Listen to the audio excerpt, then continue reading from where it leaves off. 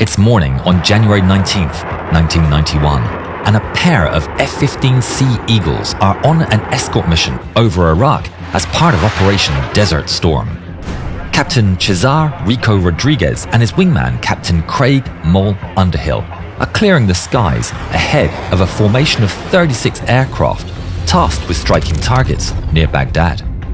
Behind them, there are waves of F-16s making their runs, diving with 2,000-pound general-purpose bombs.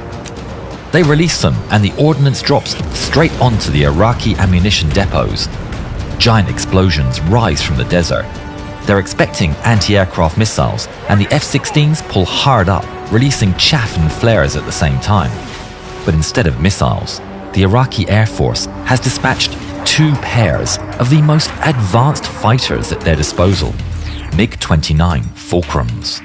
Outnumbered, the Iraqis have been keeping their distance, searching for an opportunity to strike, when they're told of 2 F-15s. Perfect targets. It's their chance, and the pair of Fulcrums races to intercept. In the F-15, Ricco gets a message from his AWACS controller, Mark White. Ricco, you have 2 hostile contacts. One bearing 040 for 35, second is 340 for 65. Roger, we'll take the 040. Ricco chooses the most threatening target, and they turn to engage. The F-15's front-facing radars detect the contact, and it appears on their screen. Contact. But it's not the only warning. On another screen, a 29 appears. It's his radar warning receiver, or RWR, a device that tells him when enemy radars can spot him. I'm being painted. MiG-29. I see it. Ricco and Mole brace for action. The 2 pairs of enemies, both 4th-generation fighters, have each other in their sights and are heading towards each other in a supersonic joust. Ricco selects an AIM-7 Sparrow missile. But the Iraqis have a plan.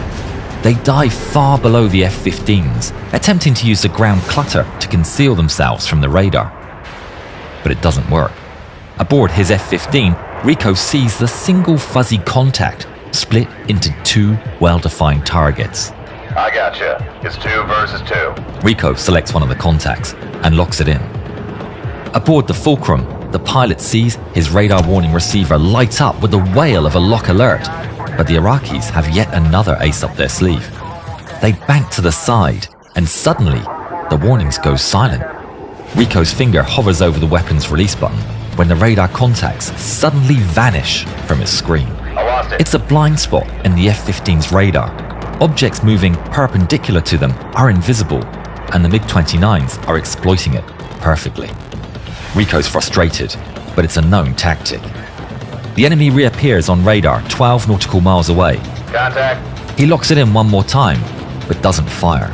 The AIM-7 Sparrow needs him to maintain lock throughout the missile's entire flight, and he knows the enemy are going to re-enter the blind spot before the missile has a chance to catch them. Once again, the enemy disappears. Lost it again. The MiG-29s keep maneuvering across the sky, toying with the F-15's radar, Contact. constantly blinking in and out from Ricco's screen, keeping 12 nautical miles of separation. Lost it again. Ricco can see what they're doing. The Fulcrums are dragging them along.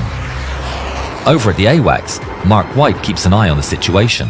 As the F-15s make their move, they leave the airspace that Mark's responsible for, and following protocol, he hands over Ricco and Mole to another AWACS controller. Ricco and Mole keep up the chase across the sky when suddenly their RWR beeps with alarm and starts filling with detections up ahead. It's an entire field of S-125 Neva surface-to-air missiles set up to defend Baghdad. The enemy's trying to pull them into a killing field. They're dragging us into the city's anti-air. What are we gonna do? Ricco checks in with the strike force and listens to the F-16s making their runs. If he and his wingman fly away, then the F-16s will be definitely intercepted by the MiGs. He makes a daring choice. Hold position. Keep pushing the bandits away until the strikes are done. Then we can get out of here. They hold their altitude and deliberately continue heading towards the enemy trap, buying the strike force the time it needs. The RWR clicks every time the enemy radars scan the F-15s, and they hear them getting more frequent by the second. But the Iraqis still have a cunning plan. They know the Americans can see the missiles. They're not the trap. They're the distraction. A third MiG-29 charges towards the F-15s from their left side, out of view from the F-15's front-facing radar, and with its own radar turned off so as not to appear in the F-15's RWR. Despite the fight no longer in his area of responsibility, in his AWACS, Mark White continues to take glances at the developing situation. He sees the new enemy approaching the scene and immediately realizes the danger. But for some reason, the F-15s are not evading the incoming contact. They keep flying straight, even as the Bandit gets within 18 nautical miles. White gets nervous. It's well within the range of the R-27 missiles. 16 miles and there's still no reaction from the F-15s. He thinks about saying something on the radio, but he worries that if he disturbs them in the middle of battle, it could make the situation worse. 15 miles and still no reaction. 14 miles. White decides to act. Pop-up, contacts, 330 degrees for 13 miles. It's right in the nick of time. Rico hears the call and instantly drops his fuel tanks and pulls hard towards the new contact, with vapor covering his wings. The moment his nose points towards the incoming Fulcrum, it appears on his radar. Bogey, Just 8 miles away, inside the range of each other's missiles. At the same time, the Iraqi pilot, flying blind without his radar, is informed the Americans are right in front of him. He turns on his radar, and Rico appears on his screen. With this act, the ominous 29 appears on Rico's RWR. The two cutting-edge fighters are now aware of one another and are approaching at supersonic speeds. Rico selects the target on his display and locks it in, but he doesn't fire. The rules of engagement are that all contacts detected within 10 miles must be identified visually in case it's a friendly F-117 Nighthawk. Even with the 29 on the RWR and the imminent danger, Rico holds fire and orders Mole to run friend or foe ID on the contact. But there's no time. The Iraqi selects Rico's aircraft and locks him. Rico's RWR screams with a lock alert. I'm getting spiked. He immediately turns upside down and dives, releasing radar reflective chaff. I'm getting low. The terrain will confuse his targeting system. But it doesn't work. The RWR continues screaming in his ear, warning him of impending doom as he races down from 30,000 feet at the speed of sound. Rico whips his head left and right, desperate to spot the enemy. Mole locks the target, his finger hovering over the weapon's release button as he runs an ID procedure with the help of intelligence aircraft. The seconds feel eternal as they finally clear him to engage. He's given the all clear and presses the button. Box 1. The AIM-7 Sparrow shoots off from under the F-15 in a plume of smoke. Rico sees it streak across the sky, the smoke trail passing between his tails. He follows the smoke trail with his eyes and finally sees the MiG-29 aiming his nose down towards him. But it never gets to fire. The Sparrow rushes in and strikes it square on the nose. There's a giant flash and the MiG-29 disintegrates, tearing apart into a black smudge of oil and parts. Splash 1. A wave of relief washes over Rico as he pulls out from the dive at just 500 feet high. But over at the AWACS, White can see it's not over. Second group, north, 10 miles. Rico scans the skies. He considers turning away. By now, the strike package of F-16s is already heading home, so they've no reason to hang about. But the enemy is too close for comfort. They could be shot from behind. They need to fight. Rico turns north, and the enemy appears on his screen. It's just beyond 10 miles, so he's clear to shoot it down. He runs an identification procedure. It's hostile. He selects the contact on his radar screen and locks the target. In the enemy plane, the Iraqi hears the lock alert and he breaks into a sharp evasive maneuver, but it makes no difference. Rico's lock holds strong as his finger hovers over the button. He lights up as a diamond on my scope. Say again? It goes from a solid radar contact to a diamond, which tells me he's friendly. Mole systems have identified the contact as a friendly aircraft. In that moment, Mole is overtaken by a cold sense of dread. But Rico's confident it has to be another MiG, but he needs to prove it with his eyes. The two prepare for the fight. Rico elects to identify the target and Mole gets ready to take the shot.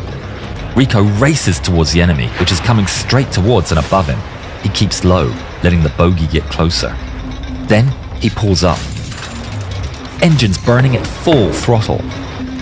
He can see the belly of the bogey right in front of him, but it's still hard to tell what it is with the bright sky as background.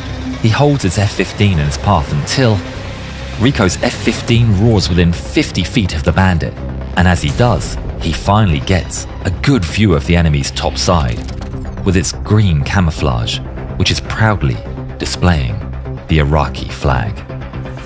It's a MiG-29! Rico makes a wide turn left as he soars over the MiG. Looking down through his canopy, he sees the MiG performing a flat turn left, holding his altitude. In that instant, he spots an opening, and the fancy shooter eye formation goes out the window. It's a dogfight. He turns upside down and pulls hard on the stick, cutting into the MiG's circle. He's crushed by 10 Gs of force, pushing the F-15 to its limits. He sees the MiG roar past in front of him, and he pulls hard left to follow. Rico sees the MiG flying away, but he knows he has the advantage. The MiG pushes down, trading altitude for speed. Rico follows him, spiraling down towards the desert floor as the paths of both jets converge. Rico sees a MiG scream through the merge. He's getting closer. He pulls hard, feeling the blood rushing down from his head as he does everything to bring the Fulcrum into his sights. Far above, Mole can see his leader tangling with the enemy and spots an opportunity. I can come in. Stand by. But Rico can feel it. This one is his. He sees the MiG coming back and they roar past one another. He almost has him, but they can't keep up this trajectory as they're rapidly running out of altitude. Rico pulls with all he has, powering through 10 Gs of force. Through the crushing Gs, he sees the beautiful sight of the Fulcrum moving into his sights. Rico selects an AIM-9 Sidewinder and starts to pull, aiming ahead of the MiG for the best chance of impact. But the Iraqi pilot sees it, and a desperate last-ditch attempt, he turns upside down and pulls hard towards the ground. Rico's ready for the Iraqi to try something, but he's shocked to see the MiG dive straight for the sand. He doesn't even think of following and pulls up to the left, letting the MiG go. The Iraqi pilot starts to pull up and is crushed by extreme G-forces as his plane continues towards the ground. The sand fills his windshield as he pushes the afterburners to maximum. His MiG screaming as it pulls beyond its G limits. He's doing everything to bring the nose up, but it's not enough. And the MiG-29 Fulcrum and its Iraqi pilot crash into the desert sand. Rico's heart races as he comes down from the adrenaline high. He's won. Mole appears 2 miles off his right. Tactical, right side. And Rico can finally afford to relax. Let's go home. Cesar Rico Rodriguez would tally up 3 victories total in his career, making him tied for the top spot of MiG victories for pilots after Vietnam. We hope both pilots like our film. It was close today. 2 same-generation fighters. True. Not like when our F-16s ate Hawks for breakfast. Watch the full film here.